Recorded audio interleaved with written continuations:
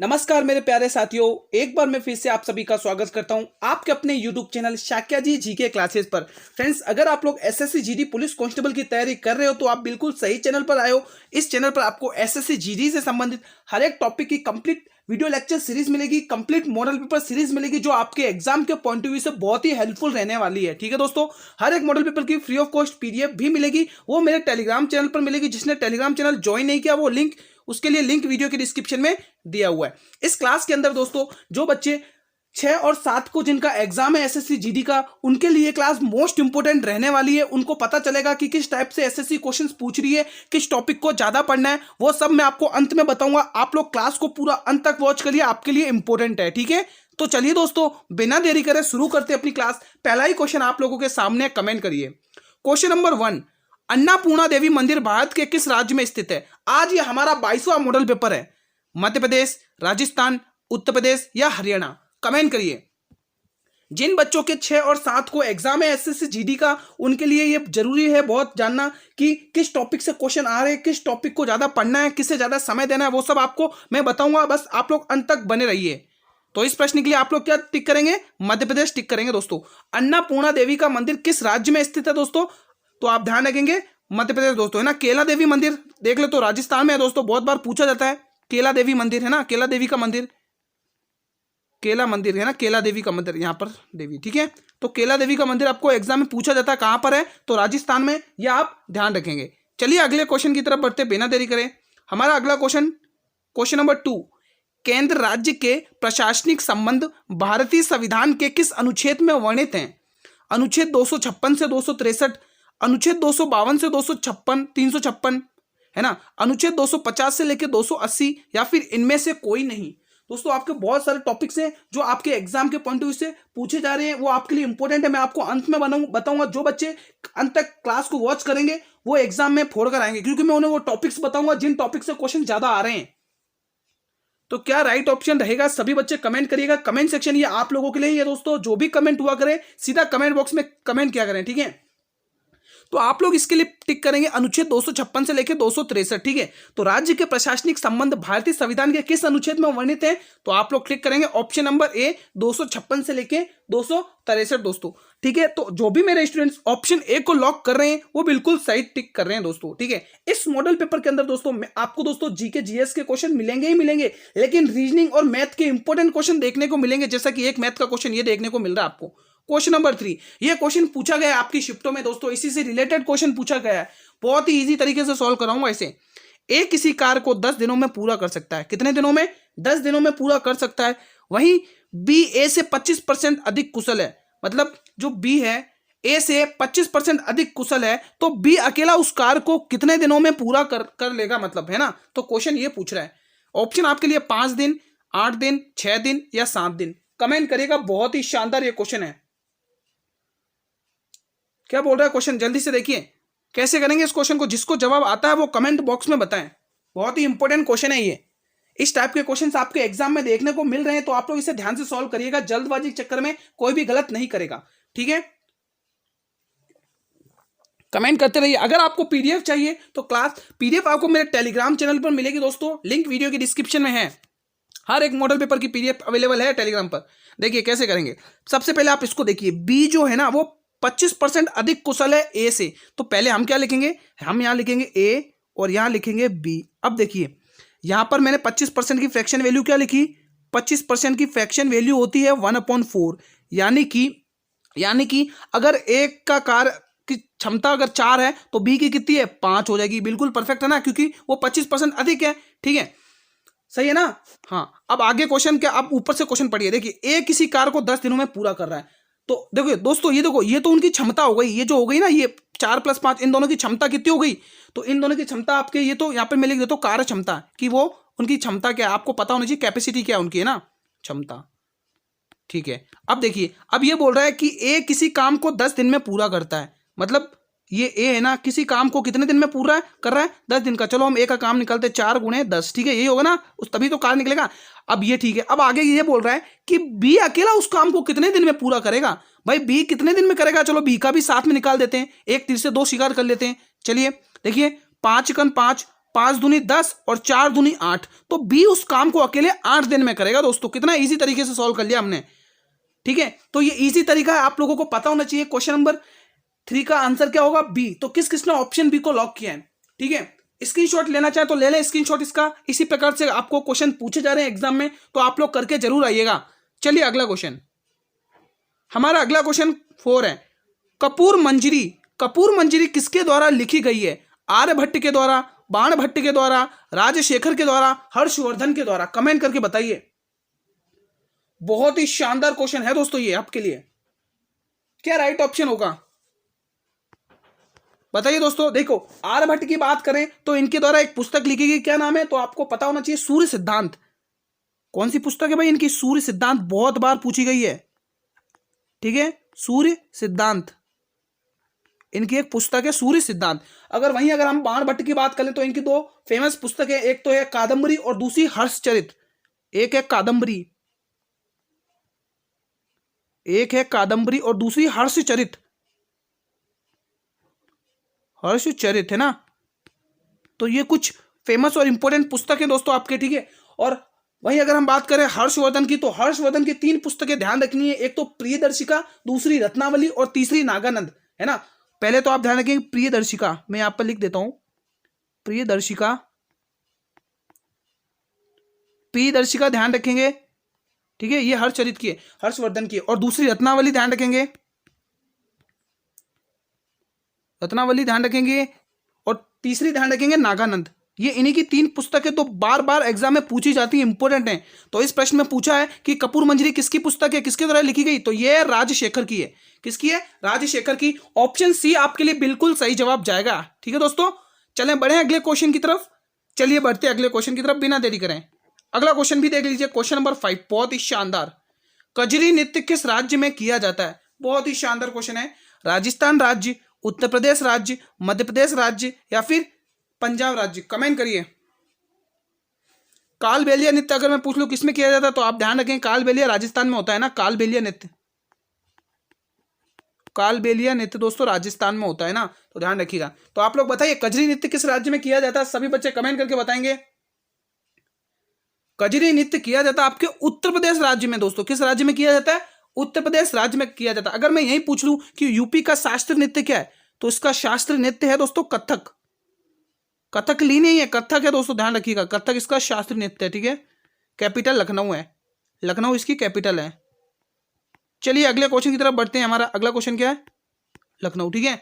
चलिए अगला क्वेश्चन, अगला क्वेश्चन बहुत ही शानदार और रीजनिंग का क्वेश्चन है। लगाइए दिमाग और सॉल्व करिए इस क्वेश्चन को।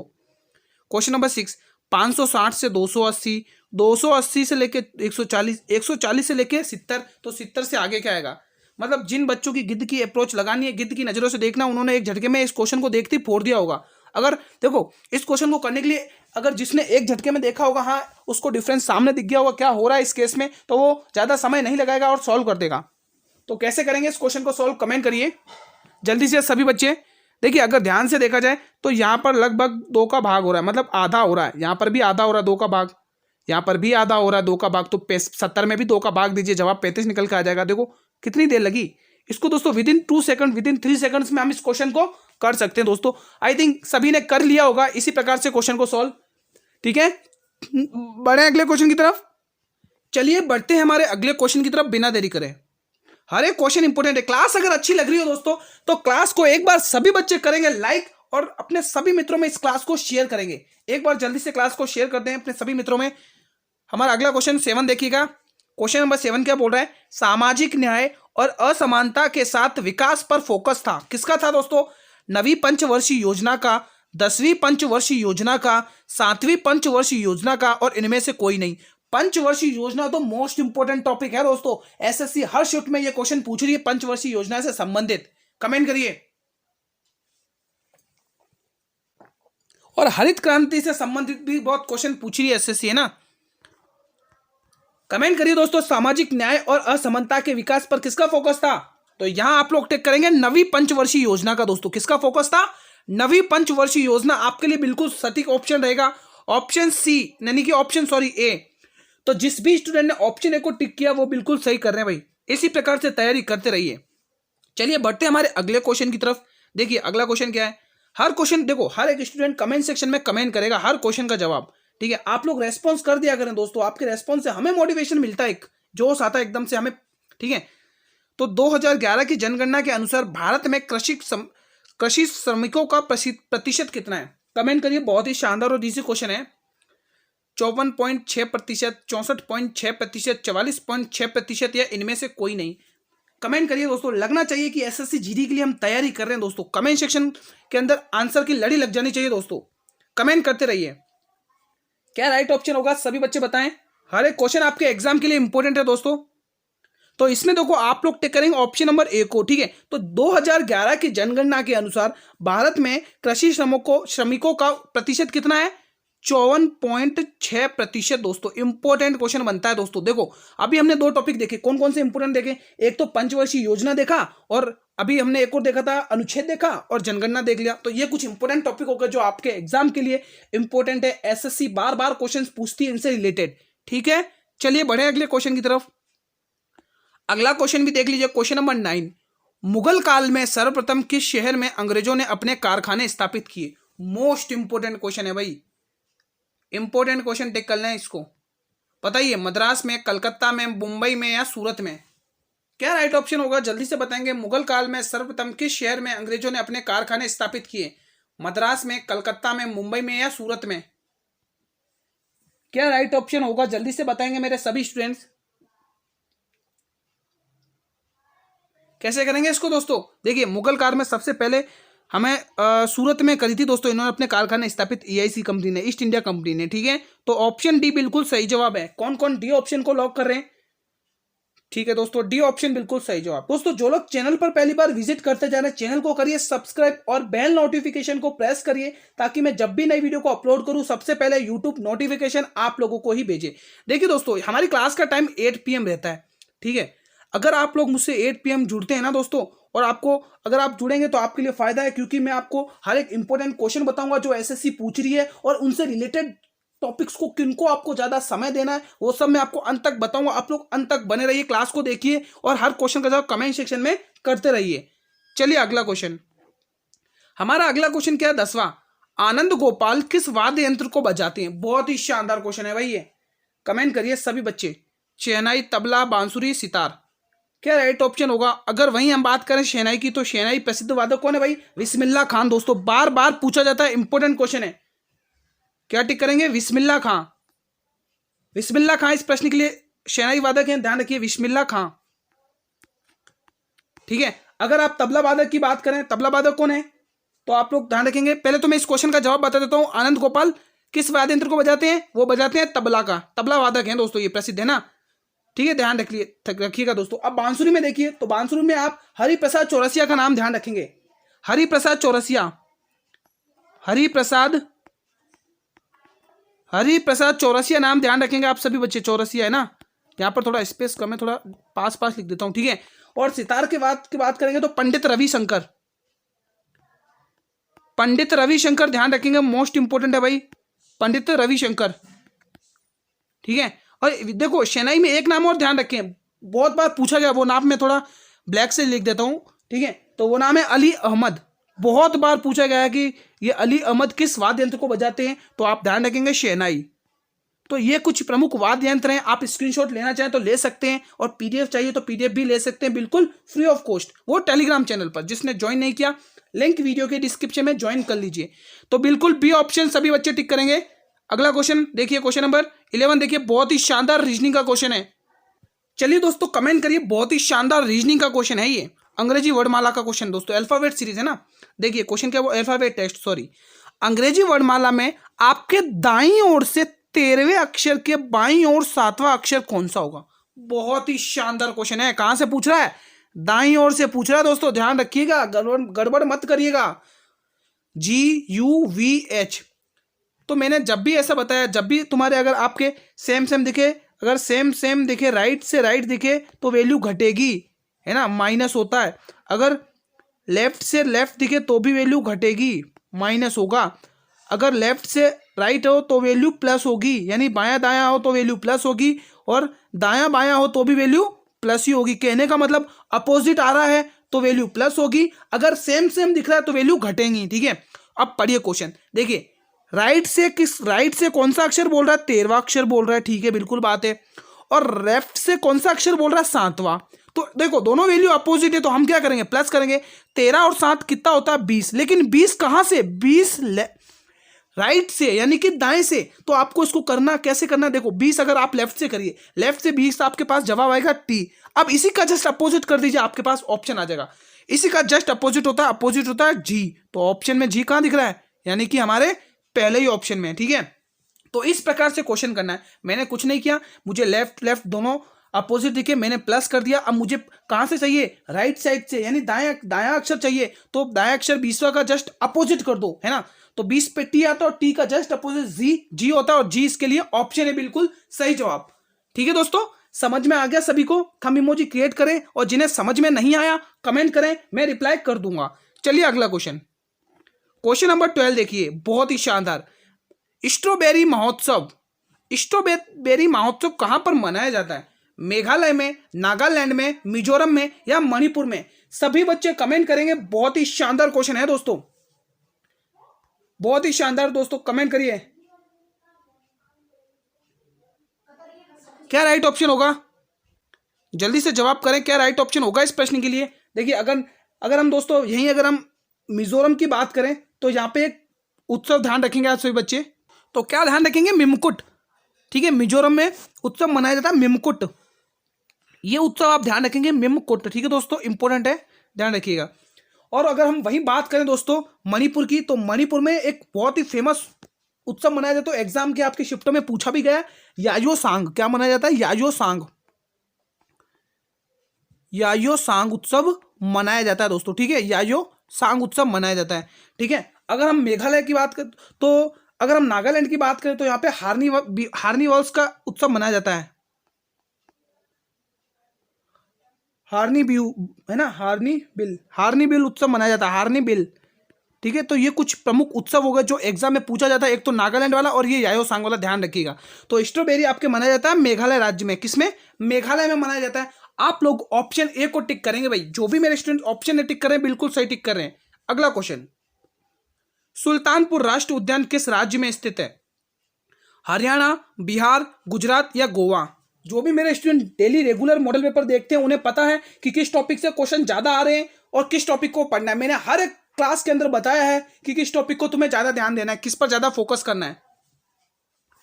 बस अंत तक बने रहिए, मैं आपको बताऊंगा। सुल्तानपुर राष्ट्रीय उद्यान किस राज्य में स्थित है, तो यहां पर आप जवाब टिक करेंगे, हरियाणा राज्य में ये स्थित है, ऑप्शन ए बिल्कुल सही जवाब। चलिए अगला क्वेश्चन 14 देखिए, मुगल शासकों में से किसे प्रिंस ऑफ बिल्डर्स के नाम से पुकारा जाता है। बहुत ही शानदार क्वेश्चन, इंपॉर्टेंट है।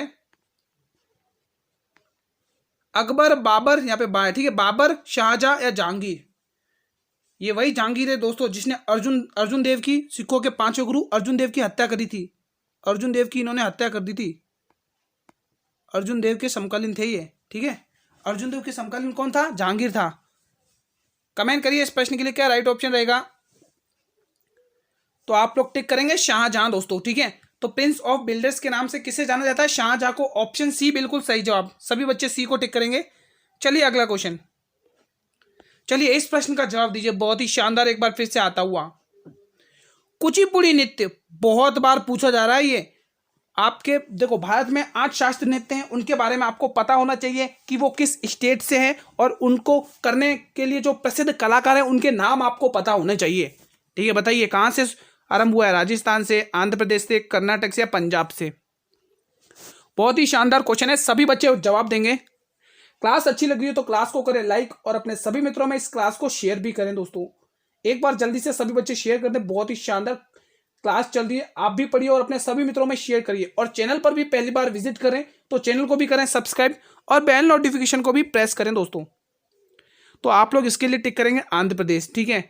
तो कुचिपुड़ी नृत्य कहाँ आरंभ हुआ भाई, आंध्र प्रदेश से आरंभ हुआ दोस्तों, ठीक है। आंध्र प्रदेश का शास्त्रीय नृत्य कुचिपुड़ी नृत्य को ही हम देव नृत्य के नाम से भी जानते हैं, देव नृत्य है ना, देव नृत्य दोस्तों, ठीक है, ये ध्यान रखिएगा। इसी को दोस्तों देव नृत्य के नाम से भी जाना जाता है दोस्तों। कुचिपुड़ी एक गांव के नाम पर इस नृत्य का नाम पड़ा है दोस्तों, ध्यान रखिए। तो option B will be the right answer, ठीक है। बढ़े दोस्तों अगले क्वेश्चन की तरफ। चलिए बढ़ते अगले क्वेश्चन की तरफ बिना देरी करें। हर एक क्वेश्चन इंपॉर्टेंट रहने वाला है, इसलिए क्लास को पूरा अंत तक जरूर वॉच करें, एक भी क्वेश्चन आपको मिस नहीं करना है। चलिए अगला क्वेश्चन, हमारा अगला क्वेश्चन संविधान से संबंधित है। देखिए क्वेश्चन नंबर 16, संविधान के किस अनुच्छेद द्वारा लोक सेवाओं का संरक्षण प्रदान किया गया? मतलब लोक सेवाओं को संरक्षण प्रदान किया गया।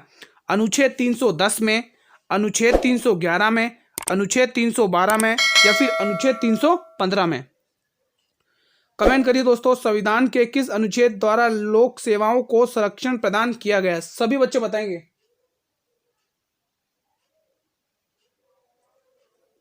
क्या राइट ऑप्शन होगा कमेंट करिएगा हर एक स्टूडेंट। दोस्तों देखो क्लास का टाइम 8 PM ही रहता है। जो भी नए चैनल पर विजिट कर रहे हैं वो बहुत कमेंट करते हैं सर जी क्लास कब आती है, तो मैं आप सबको एक बार वापस बता देता हूँ। ये क्लास आपके डेली 8 PM पर आएगी। जो भी मेरे SSC स्टूडेंट्स हैं, SSC GD की तैयारी कर रहे हैं, उनके लिए ये क्लासेस बहुत ही इंपॉर्टेंट रहती है। तो आप लोग मुझसे डेली 8 PM पर जुड़ा करें और अपना टेस्ट दिया करें। आप लोग रेस्पॉन्स किया करें दोस्तों कमेंट में, है ना, ताकि मुझे भी लगेगा कि हाँ मेरे सभी स्टूडेंट टेस्ट दे रहे हैं, अपनी तैयारी को एनालाइज कर रहे हैं। ठीक है, तो रेस्पॉन्स किया करें। तो क्या राइट ऑप्शन होगा? बी ऑप्शन, बिल्कुल अनुच्छेद 11। सभी बच्चे टिक करें, बिल्कुल सही है भाई। ऑप्शन भी बिल्कुल सही, सब टिक कर रहे हैं, बिल्कुल सही है। ठीक है, तो आप लोग इस प्रश्न के लिए ऑप्शन बी को चुनेंगे। जिस भी स्टूडेंट ने ऑप्शन बी को टिक किया वो बिल्कुल सही टिक कर रहा है। चलें बढ़े अगले क्वेश्चन की तरफ बिना देरी करें। अगला क्वेश्चन 17, ये भी अनुच्छेद का बहुत ही इंपॉर्टेंट है। संविधान के किस अनुच्छेद में संविधान के संशोधन की प्रक्रिया का उल्लेख है? इंपॉर्टेंट क्वेश्चन है। जी हाँ दोस्तों, ये क्वेश्चन इंपॉर्टेंट है, इसलिए ध्यान से पढ़िए। अनुच्छेद 352, अनुच्छेद 356, अनुच्छेद 360 और अनुच्छेद 355। कमेंट करिएगा सभी स्टूडेंट्स, क्या राइट ऑप्शन रहने वाला है इस प्रश्न के लिए? जल्दी से बताएं। संविधान के किस अनुच्छेद में संविधान के संशोधन की प्रक्रिया का उल्लेख है? यहां पर आप लोग डी ऑप्शन को टिक करेंगे भाई। अनुच्छेद 355 में उल्लेख है दोस्तों इसका उल्लेख कहां पर है? अनुच्छेद 355 में। तो ठीक है, तो वो कौन सा अनुच्छेद है? वो अनुच्छेद 355 है, जिसमें संविधान के संशोधन की प्रक्रिया का उल्लेख है दोस्तों। इंपॉर्टेंट क्वेश्चन था ये भी। चलिए अगला क्वेश्चन देख लेते हैं। रीजनिंग का बहुत ही शानदार, लगाइए दिमाग और करिए। देखिए ये भी इजी क्वेश्चन है दोस्तों, इसको तो देखते उड़ा देना चाहिए। क्या पता चल रहा है आपको इस सीरीज में? और ये 4 ऑप्शन आपके सामने, कमेंट करिए सभी स्टूडेंट्स, क्या राइट ऑप्शन होगा? जल्दी से बताएं इस प्रश्न के लिए, क्या राइट ऑप्शन होगा? सभी बच्चे बताएं, हर एक क्वेश्चन इंपॉर्टेंट है, जल्दी से बताएं। देखिए दोस्तों अगर यहां से देखा जाए तो लगभग यहाँ पे 4 गुना हो रहा है। क्या हो रहा है? 4 गुना हो रहा है। और यहां पर देखा जाए यहां पर भी 4 गुना हो रहा है, यहां पर भी 4 गुना हो रहा है। तो यहां पर भी क्या होना चाहिए? 4 गुना होना चाहिए। यानी कि हम 256 को 4 से गुणा करेंगे। 256 को किससे गुणा करना है? 4 से। चलो गुणा करिए। 6 चौके 24, 24 का 4 कैरी 2 के बराबर, 5 चौके 20, 20 20 और 2 22, 22 का 2 कैरी 2 के बराबर, 4 दूनी 8 2 और 10, कितना आ रहा है? 1024। ठीक है, 32 का स्क्वायर यानी 1024। तो आप लोग ऑप्शन ए को टिक करेंगे दोस्तों। ठीक है, तो इस प्रकार से क्वेश्चन करेंगे। आई थिंक सभी बच्चों ने कर दिया होगा इस क्वेश्चन को। चलिए बिना देरी करे बढ़ते अगले क्वेश्चन की तरफ। हमारा अगला क्वेश्चन देखिए, क्वेश्चन नंबर हमने 18 कर लिया ना, हाँ 19 देखिए। विख्यात सोमनाथ मंदिर को किसने नष्ट किया? मोस्ट इंपोर्टेंट क्वेश्चन है भाई। इस सोमनाथ मंदिर को किसने नष्ट किया? इंपोर्टेंट। मोहम्मद बिन कासिम, सुल्तान महमूद कुतुबुद्दीन ऐबक या मोहम्मद गौरी? क्या राइट ऑप्शन होगा? तो इसको नष्ट किसने किया था? इसको नष्ट किया सुल्तान, मतलब सोमनाथ मंदिर पर आक्रमण महमूद गजनवी ने किया था दोस्तों। किसने? महमूद गजनवी ने किया था दोस्तों। उसका वो कौन सा आक्रमण था? वो उसका 16वां आक्रमण था। कौन सा आक्रमण था उसका? 16वां आक्रमण किया था। कब किया था? 1025 में, है ना, जब गुजरात पर, मतलब, और ये सोमनाथ मंदिर है कहाँ पर? तो आप ध्यान रखेंगे ये गुजरात स्टेट में है, गुजरात राज्य में है। ठीक है, ठीक है, जब गुजरात राज्य में सोमनाथ मंदिर पर आक्रमण किया तब वहां का शासक कौन था? तो आप ध्यान रखेंगे भीम प्रथम। कौन था वहां का शासक? भीम प्रथम, जो चालुक्य वंश से संबंध रखते थे। भीम प्रथम, जिनका संबंध चालुक्य वंश से था। किससे? चालुक्य वंश से। चालुक्य वंश दोस्तों इंपॉर्टेंट है दोस्तों, आपको ये पता होना चाहिए दोस्तों। ये मोहम्मद गौरी गजनवी का 16वां आक्रमण था, ध्यान रखिएगा। चलिए बढ़ते बिना देरी कर अगले और इंपॉर्टेंट क्वेश्चन की तरफ। अगला और इंपॉर्टेंट क्वेश्चन देखिए, क्वेश्चन नंबर 20 रीजनिंग का क्वेश्चन है। कमेंट करिए। देखिए अरूल का कोड 52 दिया है, तो उसी भाषा में बीना का कोड क्या होगा? 45, 26, 52, 27। कमेंट करिए, इंपॉर्टेंट क्वेश्चन है। हर एक क्वेश्चन आपके एग्जाम के पॉइंट ऑफ व्यू से इंपॉर्टेंट है, कमेंट करते रहिए।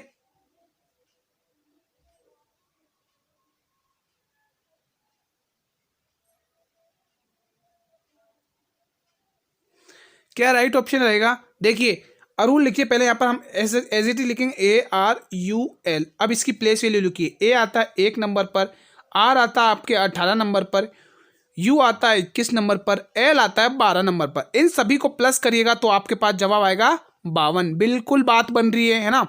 तो चलिए अब उसी भाषा में बीना को लिखिए BINA।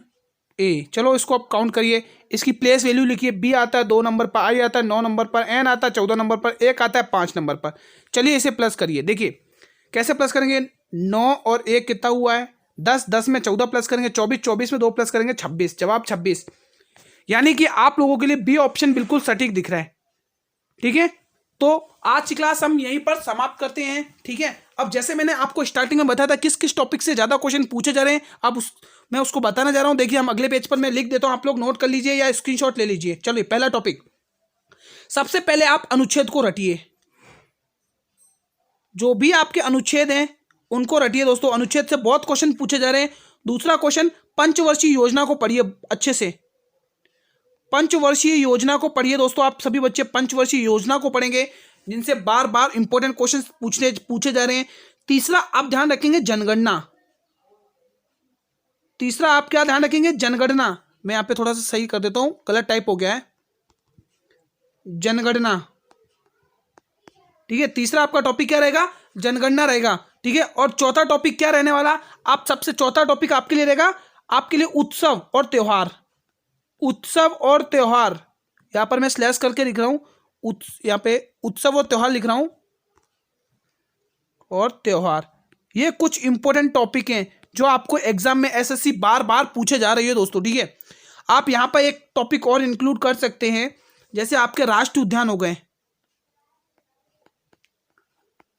राष्ट्रीय उद्यान हो गए दोस्तों। ठीक है, और हम अगले पेज पर लिख देते हैं, राष्ट्रीय उद्यान हो गए, और आप क्या देख सकते हैं, अनुच्छेद हो गए, जनगणना हो गई। हाँ, और आपके कितने टॉपिक हमने यहाँ पे देख लिए, कितने लिख दिए, 6 लिख दिए ना। अब 7वां देखिए, 7वां लिखिए आप लोग यहाँ पर, शास्त्रीय नृत्य मोस्ट इंपोर्टेंट है।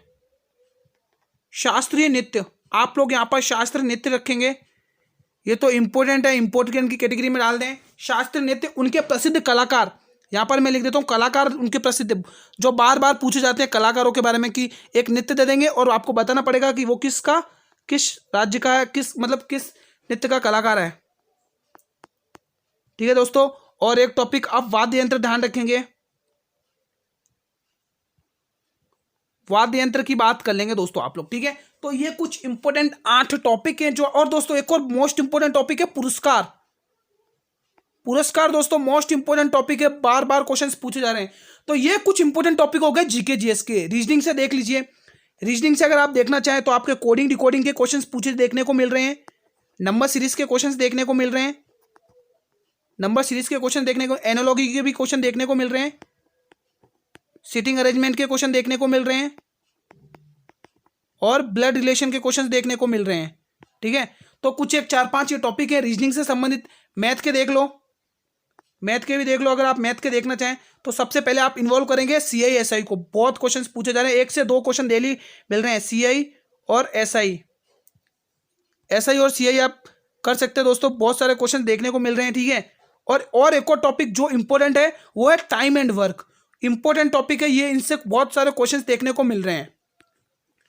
टाइम एंड वर्क हो गया, और आप क्या ध्यान रख सकते हैं, प्रॉफिट लॉस हो गए, जो क्वेश्चंस बहुत पूछे जा रहे हैं, प्रॉफिट लॉस हो गए, है ना, प्रॉफिट लॉस हो गए, और परसेंटेज हो गया। इन टॉपिक से बहुत सारे क्वेश्चंस देखने को मिल रहे हैं, है ना। और एक और टॉपिक मेंशन कर लीजिए, एचसीएफ और एलसीएम, यहां पर लिख लीजिए एचसीएफ और एलसीएम। ठीक है, तो ये कुछ इंपॉर्टेंट टॉपिक थे।